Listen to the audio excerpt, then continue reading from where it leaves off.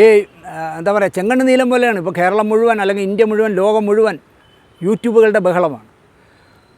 വരുന്നതും പോകുന്നതും പോലും നമ്മൾ അറിയുന്നില്ല. എത്രയോ ചാനലിലേക്ക് ഞാൻ അഭിമുഖം കൊടുത്തു, പക്ഷേ പിന്നെ അന്വേഷിക്കുമ്പോൾ അതില്ല എന്ന് പറയും. സാറേ അത് വിട്ട് സാറേ അത് തീർന്നു എന്ന് പറയും. ഞാൻ ആകെ പറയുന്ന ഒരു കാര്യം, ഞാൻ എൻ്റെ സുഹൃത്തായ പല്ലിശ്ശേരിയോട് പലപ്പോഴും പറയാറുണ്ട്, നിങ്ങൾ ഈ ആരോ ആടി നിന്നതുപോലെ ഇരുന്ന് കരഞ്ഞുകൊണ്ട് ഇരുന്ന് പറയും പോലെ പറഞ്ഞ എന്തിനാണ്? ദേഷ്യത്തോടെ പല്ലിശ്ശേരി സംസാരിക്കും.